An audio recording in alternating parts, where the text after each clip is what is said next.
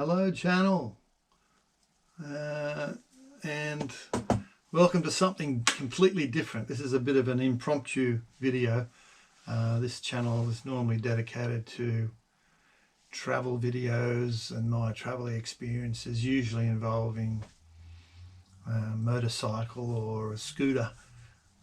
So I thought I'd try something different, off the cuff.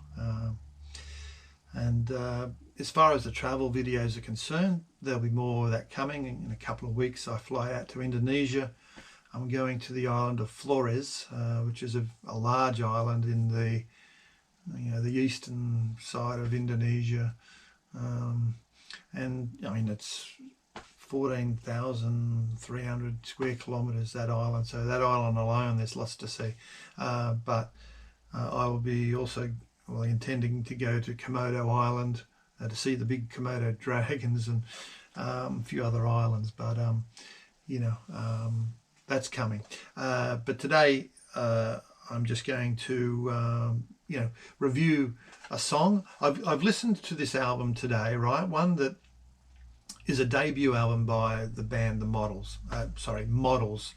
Now I bought on cassette tape in 1981 their second album, which was called Local and/or General, and I think that did pretty well locally.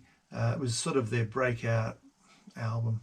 Their first album was self-produced with the aid of an engineer called Tony Cohen, I think. So, and they went into the studios, I think, self-funded it and treated it as an experiment. I think they went in with no written songs and they just churned out some, did a lot of impromptu sort of jamming and came out with some stuff. Went in with some ideas and came out. They had plenty of laid down tracks. They'd been gigging for quite some time. I mean, the band had been together in one form or the other for quite some time, since '78, I think.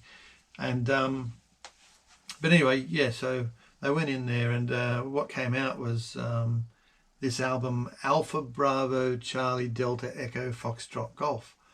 It's a bit of a mouthful to say, but yeah, this is an album that I sort of overlooked, I guess, because I jumped straight onto my sort of intro to them was seeing, I think I may have seen on Countdown or that music program with Donny Sutherland, Sounds. Australians will know what I'm talking about. And I saw Local and/or General, the actual title track of the album, on one of those shows. And anyway, I ended up buying the cassette, and I sort of enjoyed that album. I found Sean Kelly's lead vocals quite unique. He had this sort of strangling type vocal style in some of his tracks, sort of straining, or sort of the sort of way he'd enunciate his voice in some ways was quite unique. What I didn't do was listen to their give their debut album a decent listen. So today I listened to that album through its entirety, and I've got to say that there were I guess a few standout tracks. The one that stood out for me was the last track on the album, called Happy Birthday IBM, which you'll hear in a minute, and we'll listen to that together. But a few standout tracks for me were Kissing Round Corners, I thought was quite strong, Pate, Pedestrian, and Strategic Air Command are worth a mention as well. So it's not a standout album by any means, but it's certainly quirky, given the fact that they sort of went in there with unplanned and sort of just sort of winged it. So anyway, this track it was written by Andrew Duffield, the keyboard player. Worth mentioning that the members of the band, the members of the band at that point in time, Sean Kelly on lead vocal and guitar, Mark Ferrie on bass guitar, Andrew Duffield on keyboards, and there was a guy by the name of Janis Freidenfelds, a.k.a. Johnny Crash, who played on that album. He's since passed away. And I think there was a drummer change in early 81, might have been, or could have been earlier than that. A guy by the name of Mark Huff, a.k.a. Buster Stiggs, I think he called himself. And this is all before the blonde drummer Barton Price came on the scene, I think, from about 83, 84 or whatever. So, there's a photo of the band when they were sort of becoming a lot more commercial. That's Barton there up the back with the blonde hair. But the lineup that recorded the debut album is these guys. Aside from Buster Stiggs there in the Stripes, I don't have a photo of the actual drummer Johnny Crash, obviously because it was quite early on in their careers. But anyway, that's the band. I think from that photo there is from 81. Okay, so let's give these guys a listen with the track Happy Birthday IBM.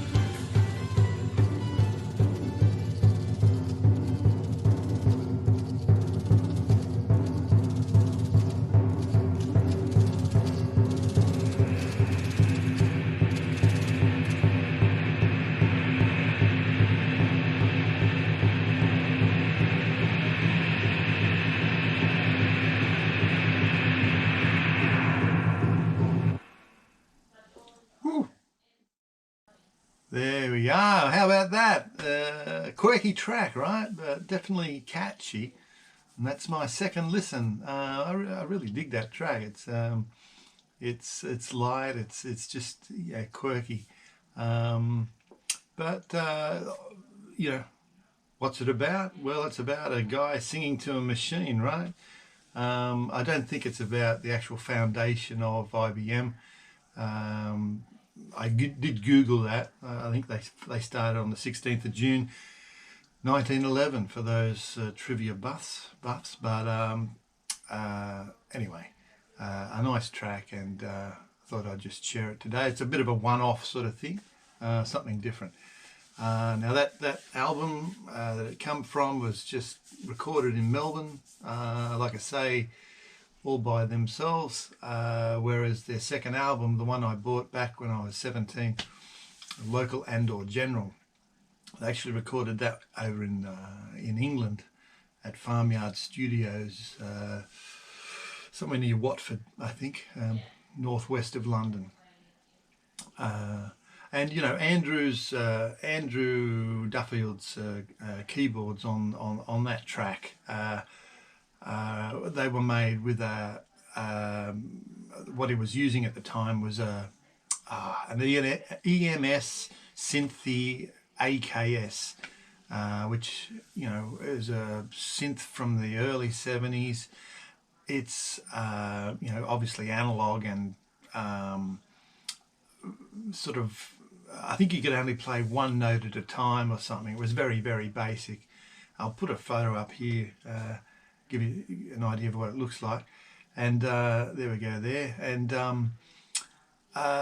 you know, as opposed to the Prophet 5 synths, which were polyphonic in that they could, you know, you could play up to, I think, 5 different notes at the same time, whereas this old one was a singular note every time.